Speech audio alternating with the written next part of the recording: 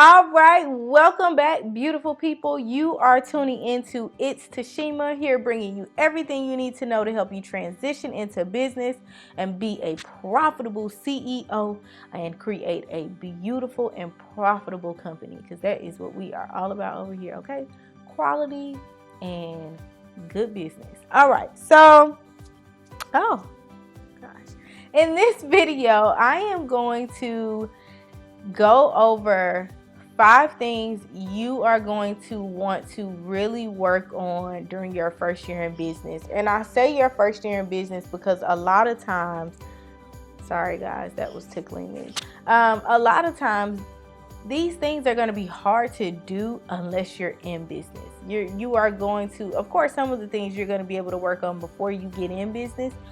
But again, some of these things are going to be like, it's going to make more sense when you're in business actually doing it.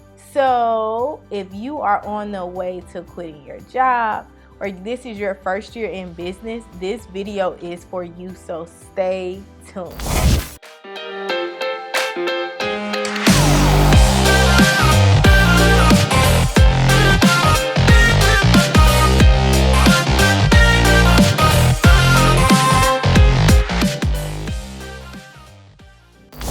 So first, which is kind of like the most obvious to me, creating a quality product and service. That is like super duper important. And I say that because, you know, we have to do the marketing, we have to cultivate the relationship, do all of these things before people even get the product and the service. But the last thing you want is for you to be doing all that cultivating, making all of these relationships, and then you provide a product or a service and it's trash.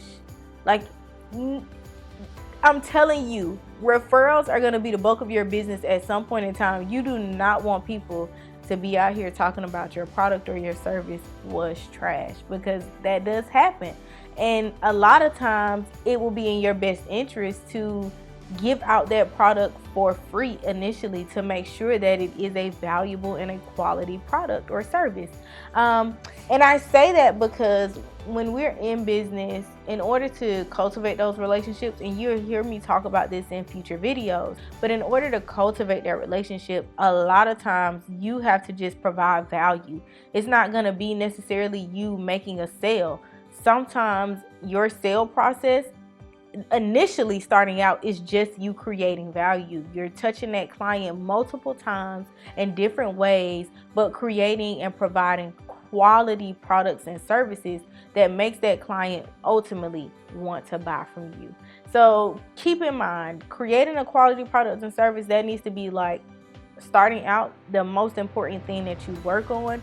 And you want to consider those products or those services that you can actually give for free, so that you can create that value, because that is going to be super duper important.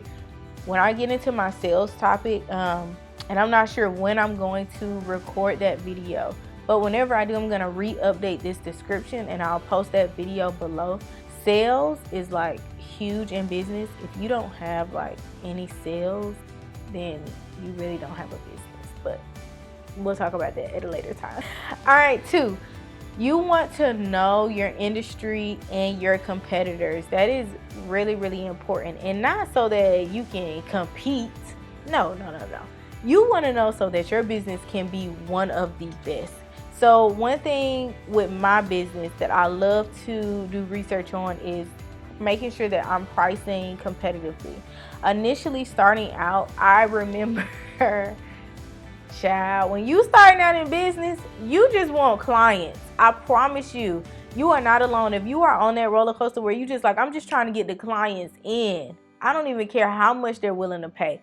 At some point in time, we all go through that where we lower our value to be able to get that clientele. But I'm going to tell you, I did not go through everything that I went through and be told by multiple executives that I was great for me to be charging minimum to nothing. Okay, so one of the best examples I can give, I had a client who I really wanted to work with at the time, and in my accounting business, we had a base price of $500. That is just base for monthly bookkeeping, And that's really like if you only have 2 accounts. Any accounts over 2, price is gonna go up.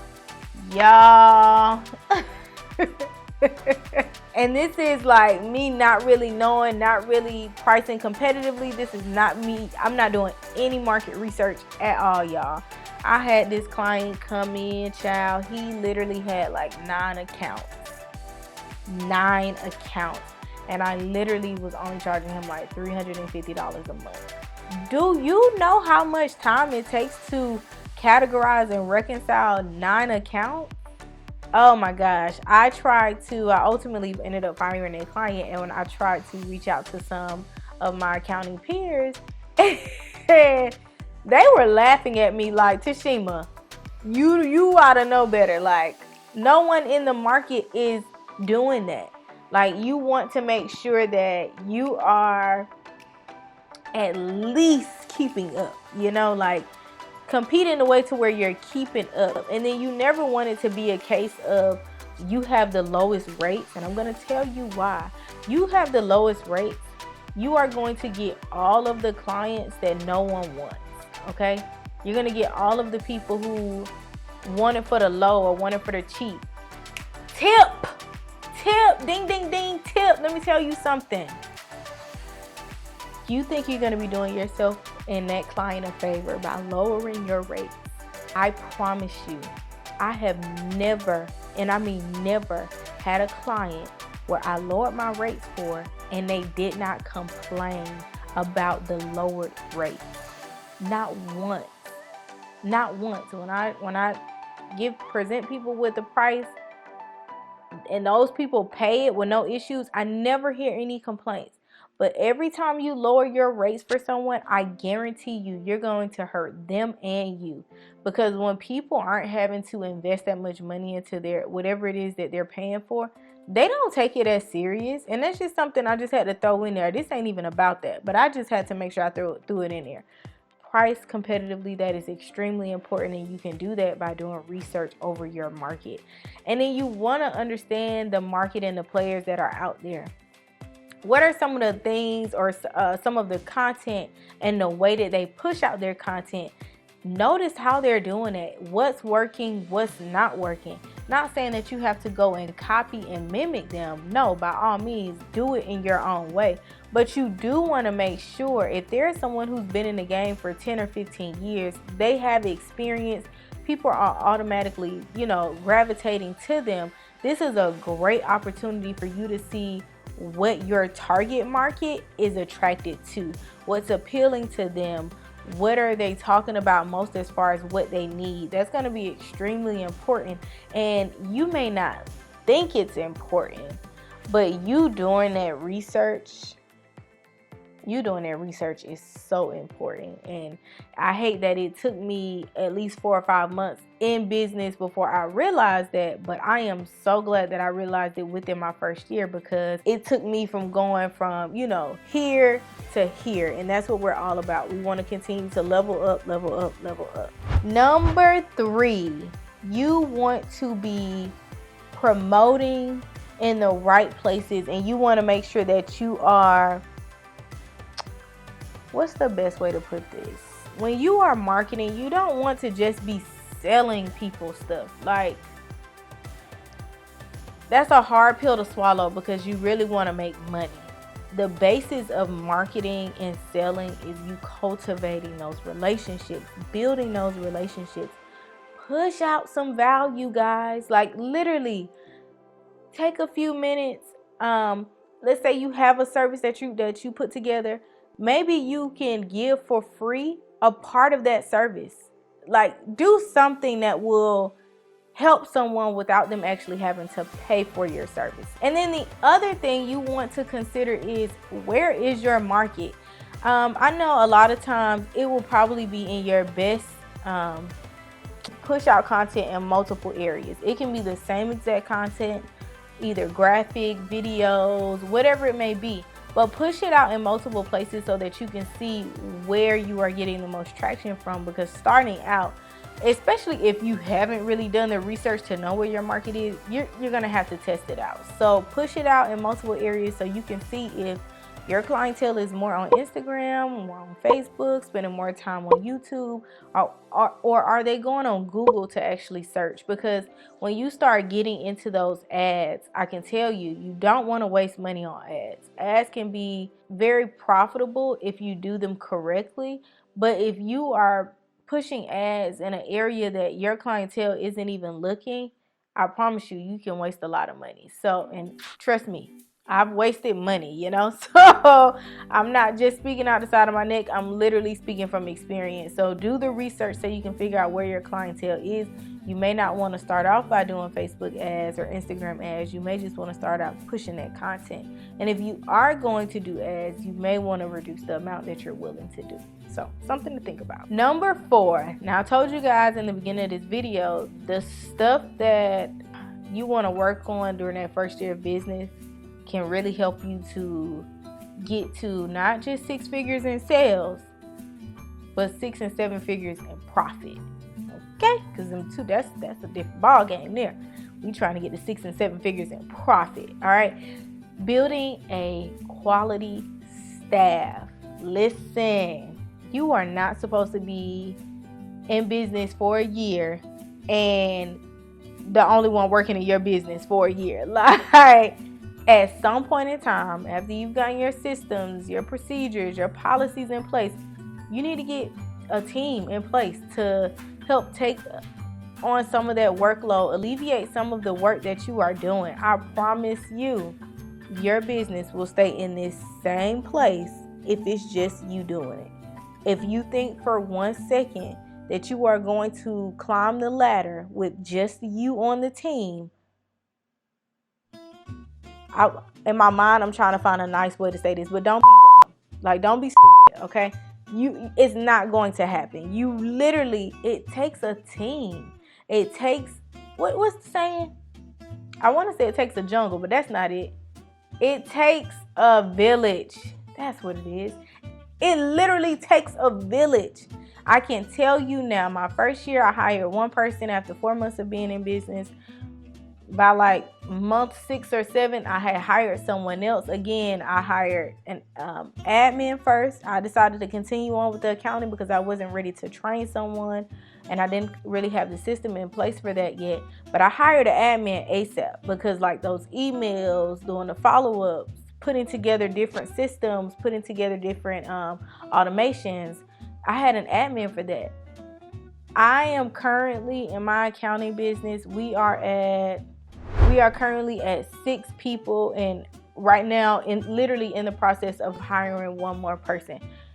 It takes a village. I would have not made as much money as I made or been able to pay myself a consistent salary without having my team in place. Build a quality staff. Like, if you trying to grow, build a quality staff. Now, if you are okay with just working for yourself, which sounds so crazy saying out loud, if you're just okay with working for yourself, then by all means, work for yourself if that's your goal. But ultimately, you want your company, not just your business. We got to change the way we look at ourselves and look at our companies. If you want your company to pay you and write you a check and issue you a W-2, you're going to have to do things a little bit different. I'm telling you right now, I do not want to just be working in my company. No. I want my company to be issuing me a W-2 at the beginning of each year, or paying me out a salary amount, giving me a raise, things like that. Like, think about it, but I'm telling you now, you won't get there without having a quality staff. I've seen it with my own eyes, and I know for a fact, just being in business for myself, my first year, the amount of work that I was able to take on after I've hired people was totally different from what I was able to do on my own. So keep it in mind. Last but not least, number 5, use capital and cash flow wisely. I said this in my introduction video, or maybe it was my 11 tips video. You need to be like putting up startup costs. You need to be putting up monthly costs. You really need to be budgeting. When you are able to know exactly how much your monthly cost is each month, you have a better control over your cash flow. But even more so when you understand how to read a cash flow statement. And I know this makes people so uncomfortable. When you're able to understand how to read a cash flow statement, you are able to understand what type of cash flow is coming in. Is it financial? Is it investing? Is it operational? So, and I'm going to tell you, when you are dealing with certain investors, they are going to be looking at your cash flow statement. And I'll give you an example. You may have, let's say you have machinery that you have in your business that you use to build whatever it is that you build, and then you sell it. On your reporting, it looks like, whoa, like we made a lot of money this year. But in all actuality, you really didn't. You made a certain part go up, but it wasn't operational. It wasn't because your sales went up. It's because you sold an equipment that was a huge piece of how you made your sales. So now we can anticipate that next year your sales won't be as much as they were the previous year, because you sold the equipment that we were using. Again, these are things, if you are, understanding how to read those reports and understanding what that cash flow looks like in your business, you'll be able to go a whole lot further. And I'm going to tell you another example. In 2020, I have an accounting assistant to kind of assist with the day-to-day bookkeeping for KSK. Although it is my business and I have an accounting firm and I'm an accountant, I can do it on my own, of course, but it really takes a lot more than just me being able to do it. So I hired someone to assist, and we do like these monthly meetings where we kind of evaluate everything: expenses, income. I want to know where the bulk of my sales came from. That's because I want to be able to push out more promotion towards that. If I have more sales and taxes, that means I need to push out more ads when it comes to taxes. Or if it's cleanup, I need to push out more ads when it comes to cleanup. Another thing you'll be able to tell if you're reading those reports, during a certain time of the year, taxes, of course, is up. But then there's another time of the year where cleanup is up. So paying attention to that type of stuff is also very important. This allows you to be able to understand where your capital is going to come from and when it's going to come. So understanding your capital and using it wisely is very important. But back to my example, we basically went through everything, and I just noticed, I was like, something is wrong with this. I think it was my software category. I was like, something is high. It's high.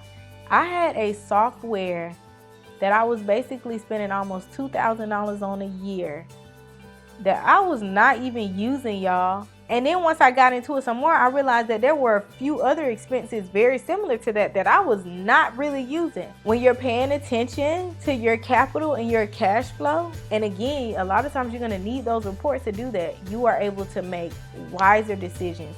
We basically ended up saving KSK anywhere between like $380 and like $520 a month. That may not seem like a lot, but that is a lot when you are considering the fact that you're paying a team and all of that is cutting into your profit. So that's something to think about. So I know that this may have been a lot for you all to take on. Again, that is why I always recommend you all to seek guidance and seek help. Ask questions. My comments are open for you to ask those questions, because the things that I listed today are going to be the thing that's going to help you go from here to here to here to here. So again, it is a pleasure as always, and I will see you all next week.